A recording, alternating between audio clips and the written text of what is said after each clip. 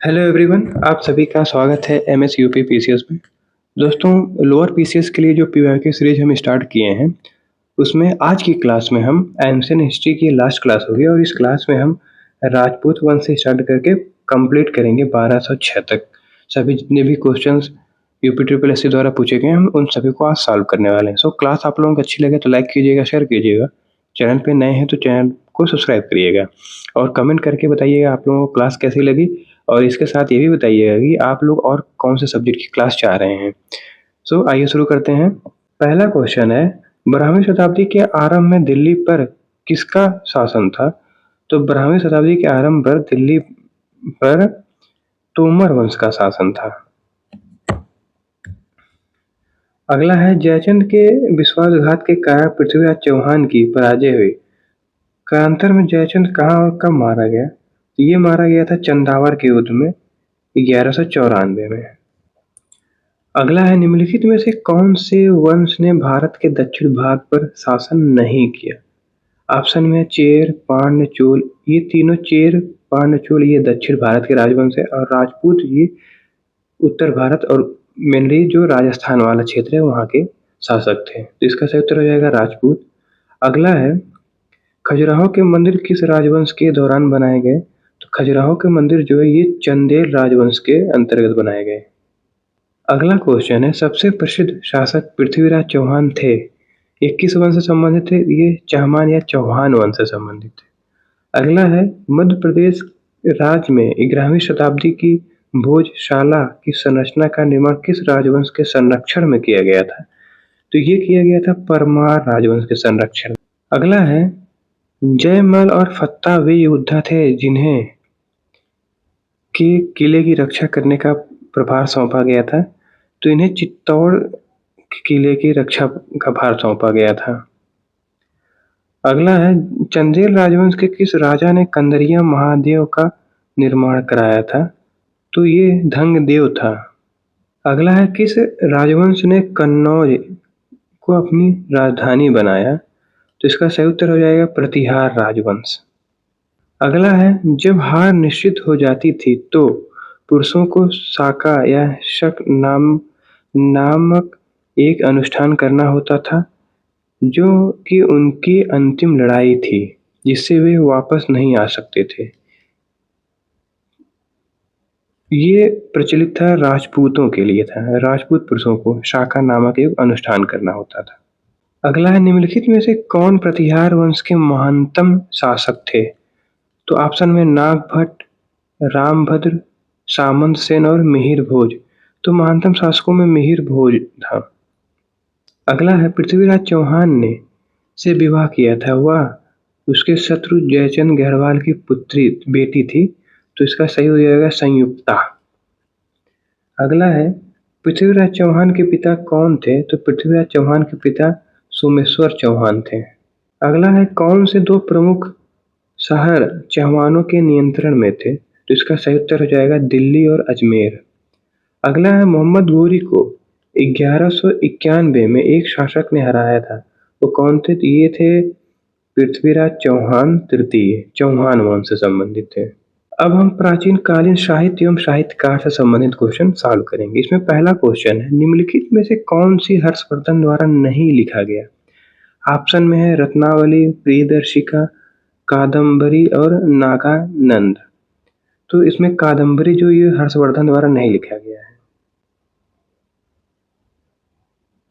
कादम्बरी जो है ये हर्षवर्धन के दरबारी कवि बाण भट्ट की रचना है। बाकी रत्नावली, प्रियदर्शिका और नागानंद जो है ये हर्षवर्धन की कृत है।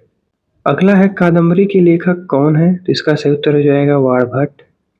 अगला क्वेश्चन है, इतिहास के निम्नलिखित ऐतिहासिक स्रोतों पर विचार करें। इलाहाबाद स्तंभ शिलालेख, कालिदास की रचनाएं, विशाखदत्त की मुद्रा राक्षस और राजशेखर की काव्य मीमांसा। उपरोक्त स्रोतों से हमें गुप्त इतिहास का अध्ययन करने में मदद मिलता है। तो इसमें चारों सही है, ये चारों जो है गुप्त इतिहास के बारे में जानकारी देते हैं। अगला है, कश्मीर के इतिहास का विवरण देने वाली पुस्तक राजतरंगिणी निम्नलिखित में से किस इतिहासकार द्वारा लिखी गई? तो ये लिखा गया कल्हड़ द्वारा। अगला है प्राचीन ग्रंथ अर्थशास्त्र के लेखक कौन थे? तो इसका सही उत्तर हो जाएगा विष्णुगुप्त, चाणक्य या कौटिल्य। देखिए विष्णुगुप्त, चाणक्य या कौटिल्य अर्थशास्त्र के लेखक हैं। कालिदास की रचना में मेघदूत और रघुवंशम, पतंजलि की रचना में महाभाष्य योगसूत्र, वात्स्यायन की रचना में कामसूत्र। अगला है शूद्रक द्वारा लिखी गई मृच्छकटिकम का ऐतिहासिक प्रकार निम्नलिखित में से कौन सा है? तो ये एक नाटक है। अगला है तमिल व्याकरण की कौन सी रचना जिसे तमिल साहित्य की सबसे पुरानी मौजूदा रचना कहा जाता है? तो इसका सही उत्तर हो जाएगा तोलकपियम। इसके लेखक हैं तोलकपियर। अगला है नीतिसार राजनीति के तत्व जिसमें कौटिल्य के अर्थशास्त्र का प्रारंभिक मूल पाठ शामिल है के लेखक हैं। नीतिसार के लेखक हैं काममंडक। अगला है निम्नलिखित में से किसने निरुक्त व्युत्पत्ति विज्ञान, भाषा शास्त्र और शब्दार्थ विज्ञान पर सबसे पुराना भारतीय ग्रंथ नामक पुस्तक लिखी थी? इसका सही उत्तर हो जाएगा यास्काचार्य।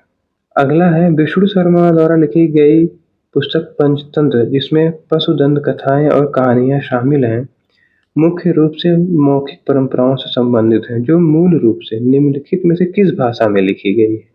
ऑप्शन में है प्राकृत, संस्कृत, पाली और मैथिली। तो ये संस्कृत में लिखी गई। पंचतंत्र जो है ये संस्कृत भाषा में है।